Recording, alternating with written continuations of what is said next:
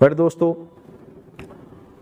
ان تمام علماء کرام کی کاوشیں آج ہمارے سامنے ہیں، اور الحمدللہ تعالیٰ ان علماء کرام کی کاوشوں کی بدولت یہاں پر قادیانیت جو ہے وہ ختم ہو چکی ہے۔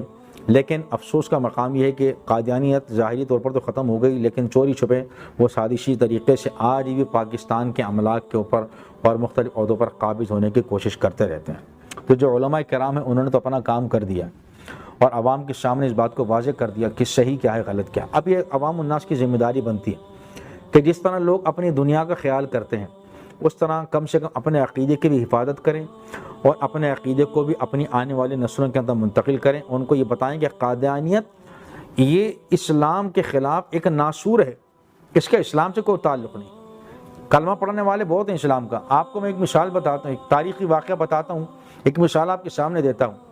نبی کریم صلی اللہ علیہ وسلم کے دور کے اندر مسیلمہ کذاب نے یہ نبوت کا دعویٰ کر دیا اور کہا جی جناب معاذ اللہ استغفر اللہ ثم استغفر اللہ کہ جی میں بھی جو ہے وہ نبی ہوں۔ تو حضور علیہ السلام نے اس کی سرکوبی کے لیے لشکر روانہ فرمایا۔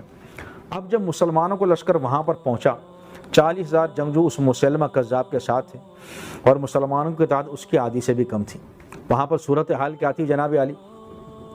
مسلمان جو وہاں پر جنگ کے اندر شریک تھے، صحابہ کرام بیان فرماتے ہیں ہم اللہ اکبر کا نعرہ لگاتے تو وہاں سے بھی اللہ اکبر کا جواب آتا، جب ہم اللہ کا نام لیتے وہاں بھی اللہ اکبر کا نعرہ آتا، جب ہم اذان دیتے تو وہاں سے بھی اذان کی آواز آتی تھی، ہم قرآن پڑھتے تھے تو وہاں سے بھی قرآن کی آواز آتی تھی۔ سب پریشان ہو گئے، بلا اگر ہم کریں تو کیا کریں، اپنے پرائی کی پہچان آخر کیسے ہو، یہ کیسے معلوم ہو کہ یہ مسلمان ہے اور یہ مسلمہ کذاب کا ساتھی ہے؟ تو اس وقت حضرت خالد بن ولید رضی اللہ تعالیٰ عنہ کی قیادت کے اندر مسلمانوں نے، صحابہ کرام نے فیصلہ کیا کہ ہم مسلمان نعرہ لگائیں گے یا محمد آقا۔ تو اس وقت حضور علیہ السلام کے نام کی پکار لگانے والا وہ مسلمان قرار پایا۔ تو اب اندازہ لگائیے، لوگ کہتے ہیں جناب کہ وہ بھی کلمہ پڑھتے ہیں جی، وہ بھی قرآن پڑھتے ہیں جی، وہ بھی ان کی بھی مسجدیں ہیں، ان کی بھی نماز ہے۔ تو ایسا نہیں ہے کہ ہر نماز پڑھنے والا مسلمان ہو، ایسا نہیں ہے کہ جناب کہ ہر نعرہ تکبیر لگانے والا مسلمان ہو۔ یہ تو حضور علیہ السلام کے دور میں ہو چکا ہے کہ اس بات کو بنیاد نہیں بنایا جا سکتا۔ بنیاد یہ ہے کہ حضور علیہ السلام کو خاتم النبیین کون مانتا ہے؟ خاتم النبیین کا مطلب یہ نہیں ہے کہ حضور علیہ السلام کسی ایک منصب کے حامل ہیں یا یہ آپ کی ایک صرف صفت ہے۔ یہ قادیانی مغالطہ دیتے ہیں نا، مسلمانوں کو دھوکہ دیتے ہیں۔ خاتم النبیین ہم مانتے ہیں اور خاتم النبیین حضور علیہ السلام ہیں، مانتے ہیں، اور کیا کہتے ہیں؟ وہ کہتے ہیں جی خاتم النبیین حضور علیہ السلام کی صفت ہے۔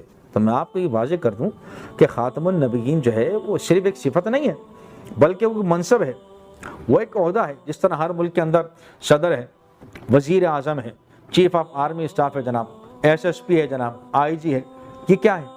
یہ صرف صفت نہیں ہے، یہ ان کی کوالٹیز نہیں ہے، یہ تو ان کا ایک منصب ہے۔ تو ایک ملک کے اندر جس طرح 2 صدر نہیں ہو سکتے، 2 وزیر اعظم نہیں ہو سکتے، 2 چیف آف آرمی اسٹاف نہیں ہو سکتے، بالکل اسی طرح سے یہ خاتم النبیین میرے آقا علیہ السلام کا منصب ہے، آپ کا عہدہ ہے، اور اس عہدے کے اندر آپ کے ساتھ کوئی شریک نہیں ہے۔ سرکار علیہ السلام نے متعدد احادیث کے اندر یہ بات کو واضح فرمایا کہ میرے بعد کوئی نبی نہیں ہے، میرے بعد کوئی نیا نبی نہیں آ سکتا، میرے بعد کوئی نبی آ ہی نہیں سکتا۔ متعدد احادیث طیبہ اس موضوع کی موجود ہیں۔ تو قادیانی جو یہ کہہ کر مسلمانوں کو دھوکہ دینا چاہتے ہیں، یا عام مسلمان اس بات سے متاثر ہوتے ہیں جی وہ بھی نماز پڑھتے ہیں، وہ بھی قرآن پڑھتے ہیں، وہ بھی کلمہ، تو یہ کوئی متاثر ہونے والی باتیں نہیں ہیں۔ یہ تو مسلمہ کذاب کے جو ماننے والے تھے وہ بھی کرتے تھے، لیکن اس کے باوجود حضور علیہ السلام نے ان کے خلاف جہاد کا حکم فرمایا اور ان کو قتل کرنے کا حکم فرمایا۔ پھر یہ بات بھی قابل غور ہے کہ صرف مسلمہ کذاب کو ہی آپ نے جہنم واصل کرنے کا حکم نہیں فرمایا تھا، بلکہ جو اس کا ساتھ دینے والے تھے ان کو بھی آپ نے فرمایا تھا یہ بھی سب اسی کے ساتھ ہیں، یہ سب اس کا ساتھ جہنم واصل کیے جائیں۔ تو صرف قادیانی نہیں بلکہ جو قادیانیوں کی حمایت کرتے ہیں اور اپنا دین و ایمان کھو چکے ہیں، تو ان کا بھی دین اسلام سے کوئی تعلق نہیں بنتا۔